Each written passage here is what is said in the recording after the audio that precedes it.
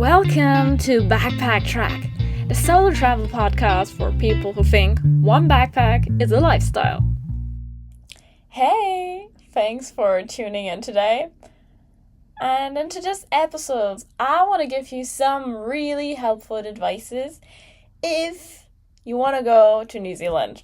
By the way, first of all, great choice. I'm so happy for you that you chose New Zealand for your trip because New Zealand is indeed great. I love it. And yeah, for me, honestly, when I went there, I didn't have much planning.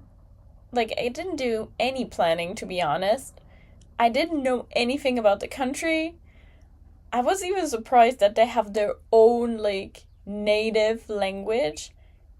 So, yeah, I was not prepared, and I was kind of, ignorant, stupid, whatever. So, my trip was great.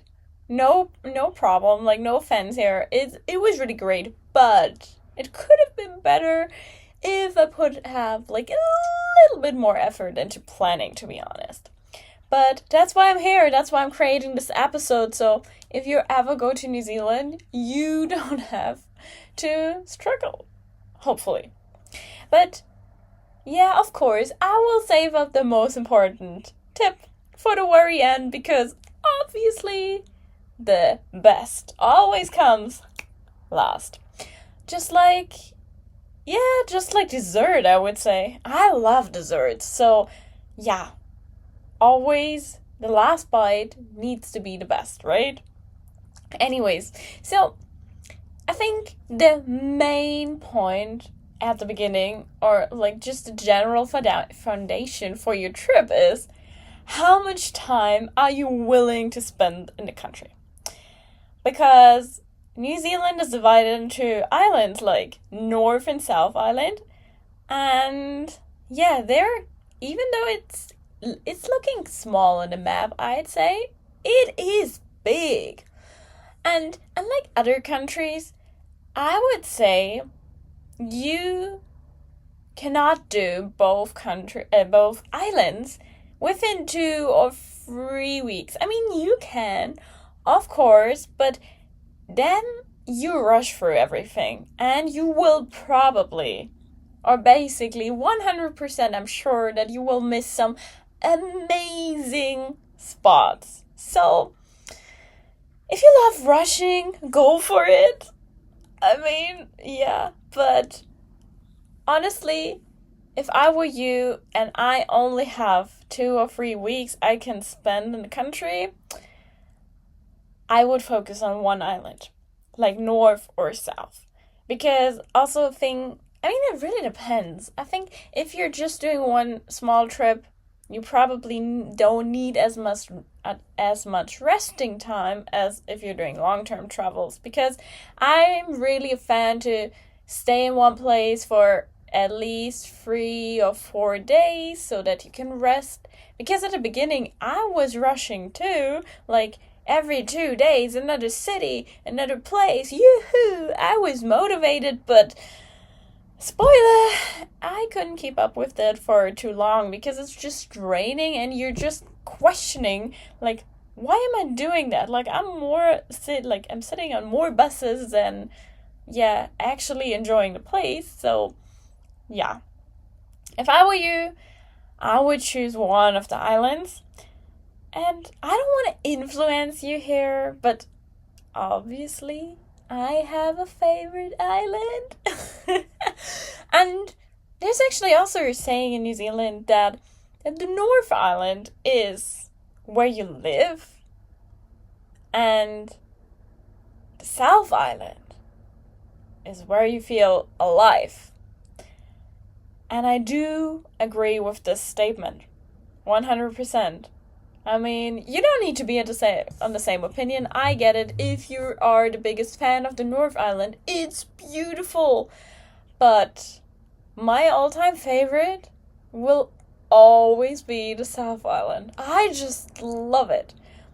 And, I mean, it's first of all the vibe. I really like it. And, yeah, it's also it's also interesting to mention that a lot of people from the North Island are actually coming to the South Island on their vacation. So maybe you get like now a little bit of an idea of what the vibe is. It's more like, yeah, vacation style, I'd say. Yeah.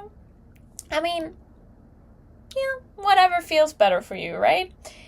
And ideally, again, if you're able to visit both islands, do it, because they're really different. Also, like, landscape-wise, they're really, really different. And if you have the chance, do both. I mean, trust me, I know your wallet will probably cry because New Zealand is so expensive. I underestimated that, actually. Yeah, New Zealand is really expensive. But your heart will definitely thank you. It's so pretty, like some sunsets, some hikes, some mountains. Oh my gosh. And the people, they were so friendly. So it's worth it. And yeah, I know. It's actually, yeah, it's well invested money, I'd say. So just go for it. Just do it.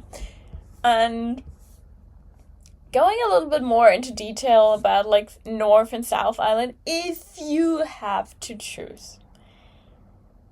I will talk a little bit about it, but ideally I will not give you any like route where you have to go like, oh yeah, you need to go to Cape Ringa and then you need to go to Taupo and you need to do this. No, I will not, because it's a personal preference and you should basically look it up yourself, what you're interested, especially if you have like just a short amount of time. I mean, obviously, if you guys gonna comment in the comment section, hey, we want to have like a travel guide, like please tell us your favorite spots, for sure, I will do it, of course. But this, I will keep it to another episode and only if it's really requested, because it should be your own ideal like travel trip. I don't want to intervene there too much, to be honest. But yeah, let's keep it basic. The North Island. Woohoo! I arrived in Auckland, and Auckland is basically, I would say, the main center where a lot of people are like working and living.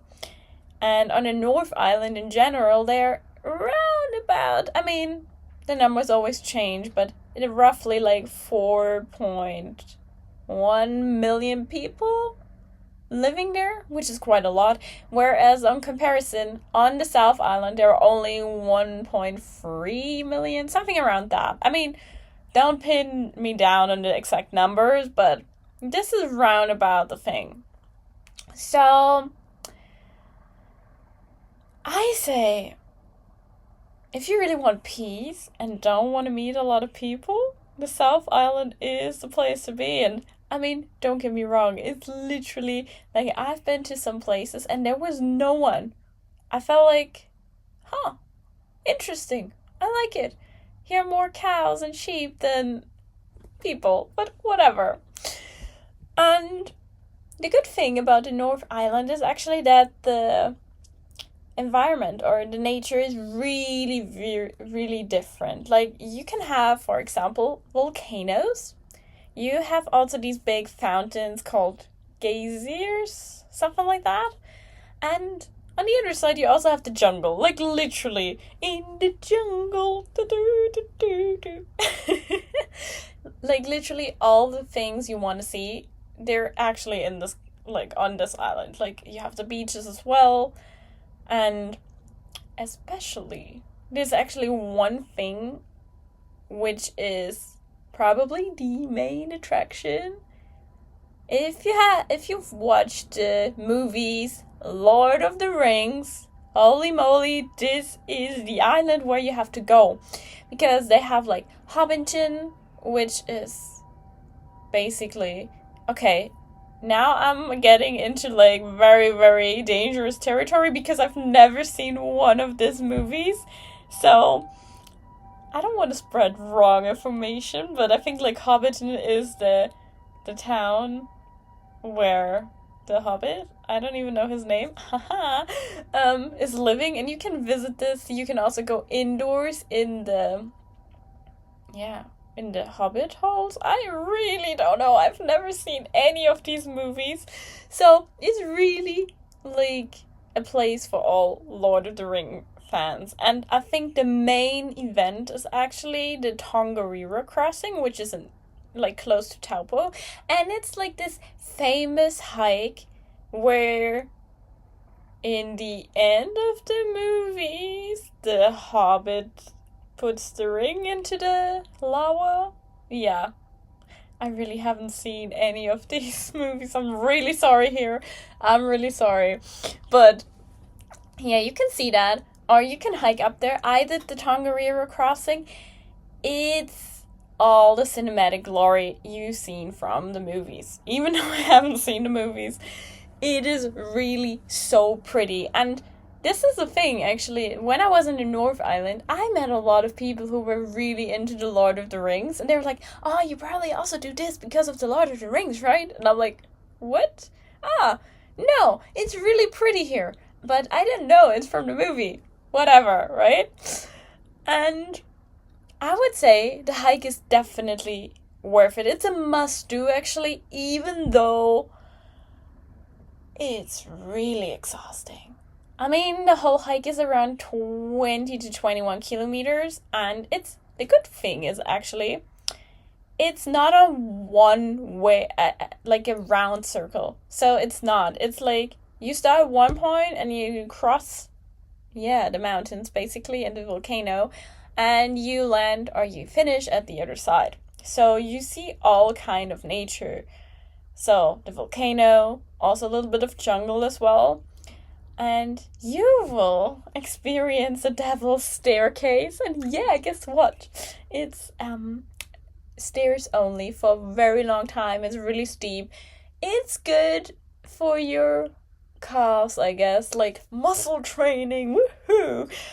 But yeah, the good thing is you're not going the same way down, which makes it really, really nice. And usually you can do this hike by yourself or you go with a group. I did that. So I organized just a trip and they pick you up from your hostel in the very morning, actually. And then you go there, you hike up there, and then in the end they will just bring you back, which is really nice. And yeah, this is, I think, that was my highlight, to be honest. Like, I love nature and it was really good. And actually, I would say, like, in general, New Zealand is not famous for the cities. No, definitely not. New Zealand is popular and famous because of the nature. So, yeah, going from city to city, I mean, the cities are okay. Honestly, like, I think they're, like, of course, they have always a few nice spots, a few nice buildings, but in general, I was not impressed by the cities. I'm like, okay.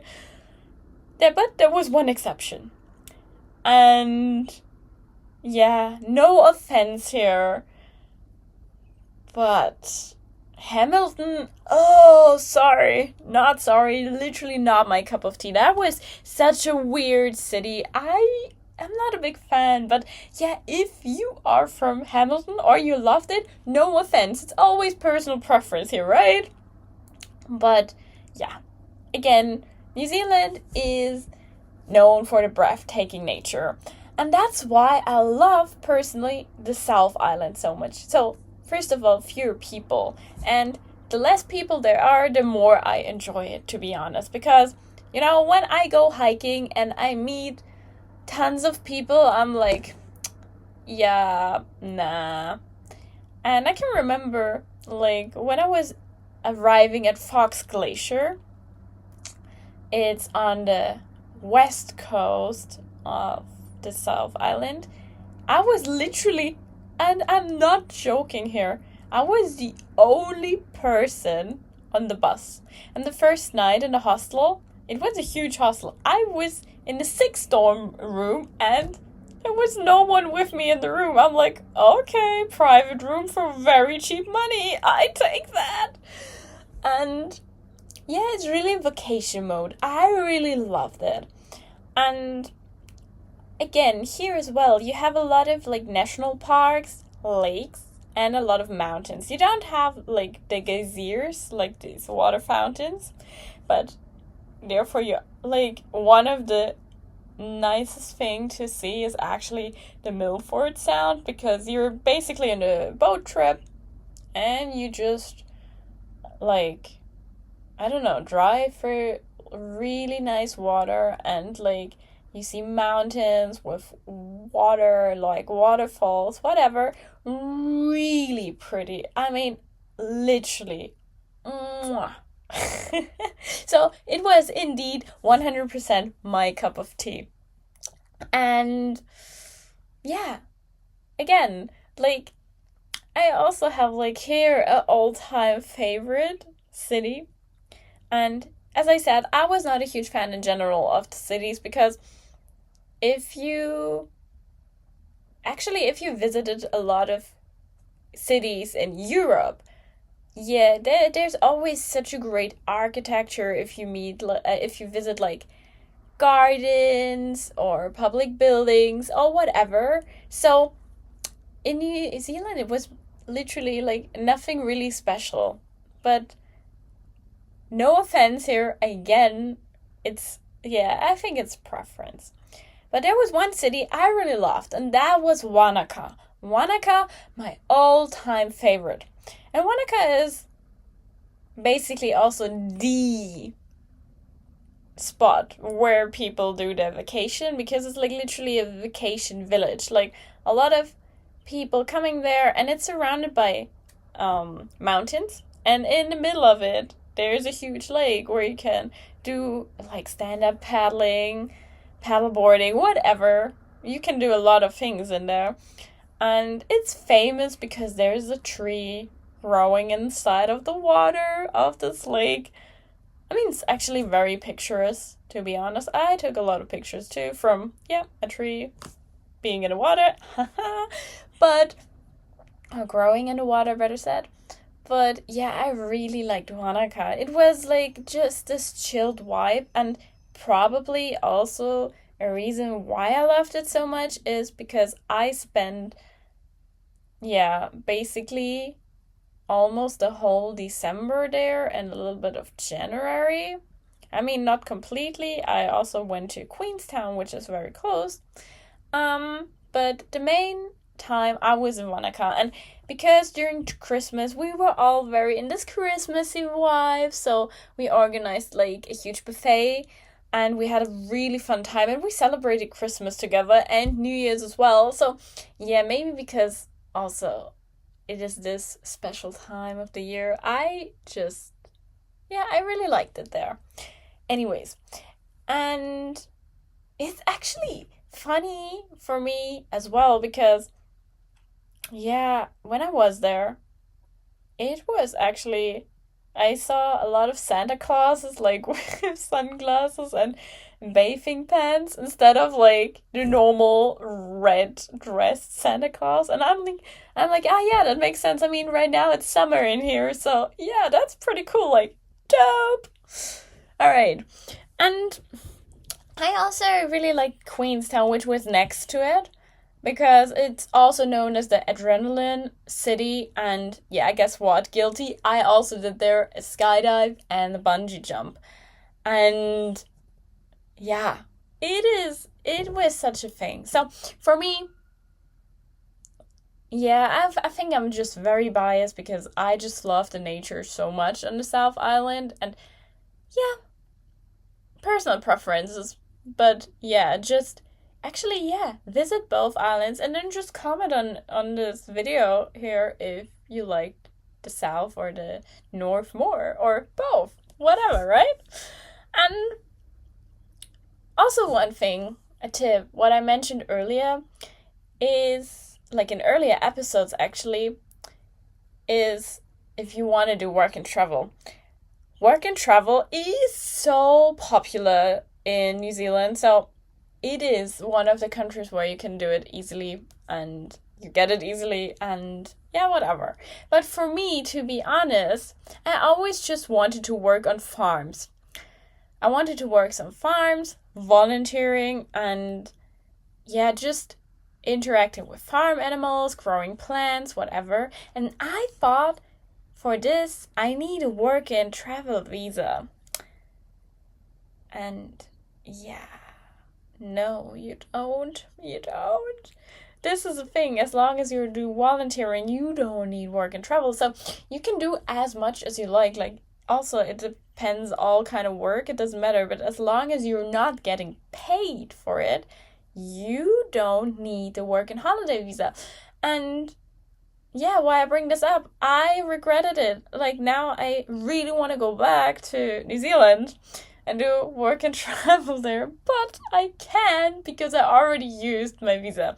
And you unfortunately only get it once in your lifetime. So my chance is gone, but yours is still there. So yeah, if you have the chance and if you really just plan on going to farms and do volunteering, oh yeah, please don't go for the work and travel holiday visa. But anyways, maybe it's also a good idea because you can stay longer in the country. So yeah, just keep that in mind. If you would just want to do volunteering, you don't necessarily need it.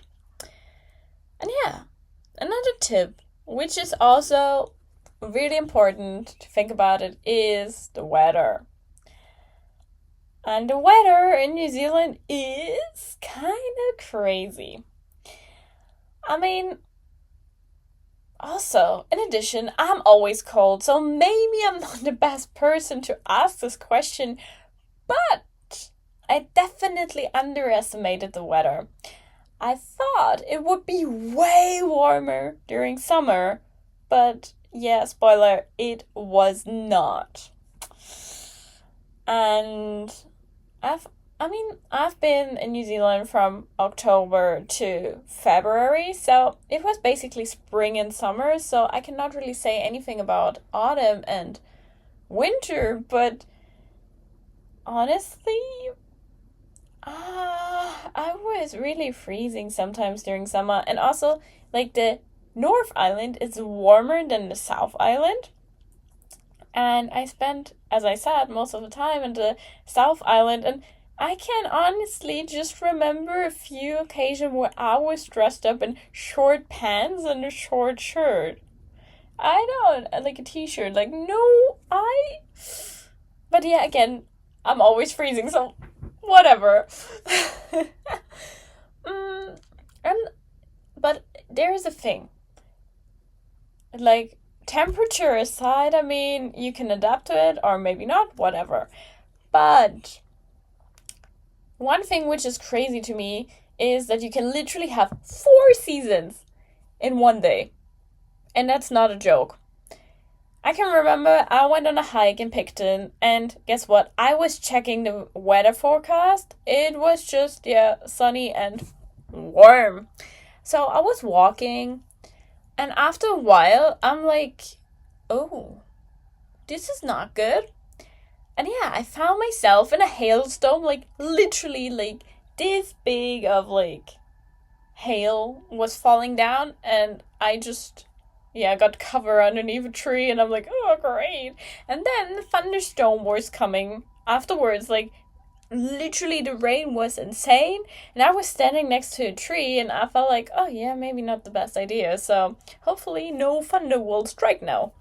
Anyways, so this hike was actually really interesting because I didn't really know why I had my passport and my vaccination pass with me. I really can't remember why they were in my jacket. I think maybe I forgot them. I really don't know.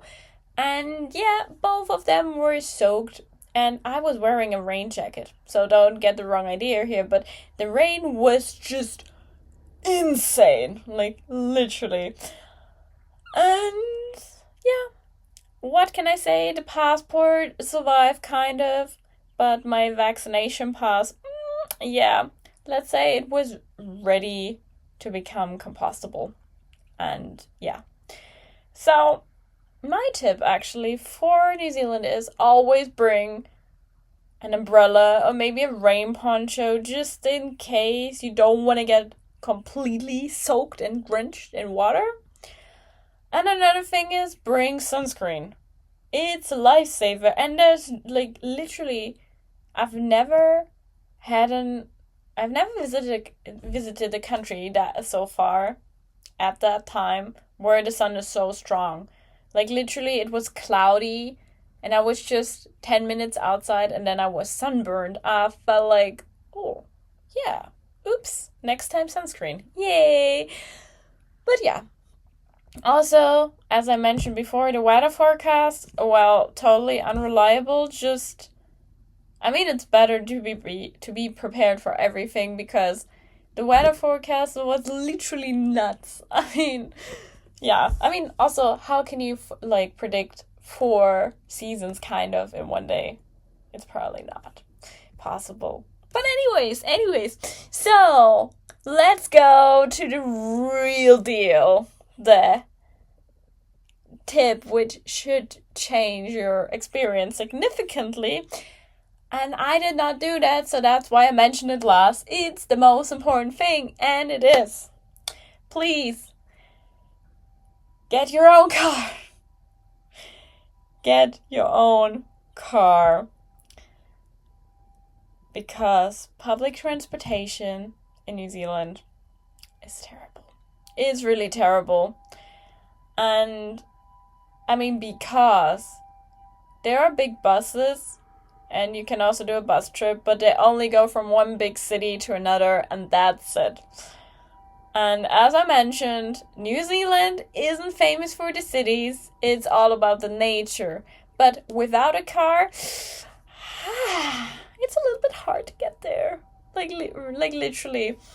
And also some bus routes only run seasonally. So you're really dependent on that. And guess what? I'm emphasizing this here so much because I made the mistake. I regretted so much that I didn't buy my own car. Literally. And honestly, in New Zealand, it's super easy to get a car because it is the backpacker country in general. So a lot of people come there. And you have Facebook marketplaces, backpacker groups, there are plenty of options. And I would also say, if you stay longer than 3 weeks, buy your own car. Don't rent it because rent, really expensive as well. Of course, it's easy. You don't have the struggle to buy a car, do all the paperwork, or resell it at the end of your trip. But it's really expensive. And you can get camper vans or just cars in general for really cheap money actually. And one of the friends I met there, she actually made $200 of profit after her trip. She bought the car for, I don't know how much, I think something around $2,000, and she resold it for a little bit of profit. And I would really recommend getting your own car. And I was just really lucky, the luck is within the stupid people. So I always met people who had a car, so I could travel with them and go to the fancy nature spots. But if you don't have a car, actually, you cannot always walk. I did that when I was at Fox Glacier. I literally went 10 kilometers just to go to a super cool lake and hike. I went around the lake with mountains and stuff, and then I had to hike back 10 kilometers. And in total, it was 25. And yeah, it's doable. But if you do it for every day, yeah, unless you're super sporty, I am not. It's just ew. And of course, you can do hitchhiking. A lot of people do it in New Zealand because New Zealand is kind of safe, but I never did it. And I don't know why, but I just never had a feeling oh yeah, I want to do that. I was always a little bit I think this is just not for me, but maybe for other people. So, yeah, I would just get my own car, then you're safe. And the fun fact is actually, you can camp anywhere. Like literally, you can stop at the beach, you can stop at the river, you can stop wherever. You don't need to be on a campsite if you have a self-contained camper van or a car. You get a small little like sticker you have to put on your car, and of course a paper that just prove it. And being self-contained just means that you're having a toilet and a wastewater system. And I was traveling also in a van, and yeah, we had a toilet there, but honestly, we never used it because everywhere almost, like, there are public toilets, like, on campsites or even, like, at some places. So, yeah, we never really had to use, like, even, like, there was one night where we spent the night at the beach, and they also had public toilets, so, yeah. And yeah, you just need to have the sticker, the paper that shows that you're self-contained. Otherwise, you have to pay a fine, and that's not really nice. I mean, you could buy something else, and as I said, New Zealand is expensive, so are the fines. So, yeah. And then, ideally, if you want to go to campsites, you can download the app Campermate.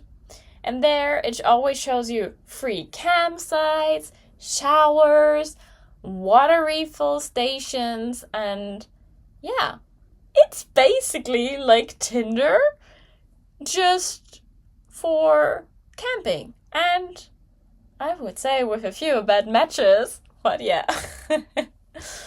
And yeah, also thing, just bring environmentally friendly soap, and then you can also enjoy a free shower in the river next doors. I did that. It was very cold, very, very cold, but I rather jump into cold water, to be honest, than being smelly for a long time, like 2-3 days. Nope. And yeah, it is an experience. And in general, if you are having your own car, you can literally go wherever you want. You can sleep in it in worst case, because I think I had it twice during my whole New Zealand trip that I didn't find any accommodation.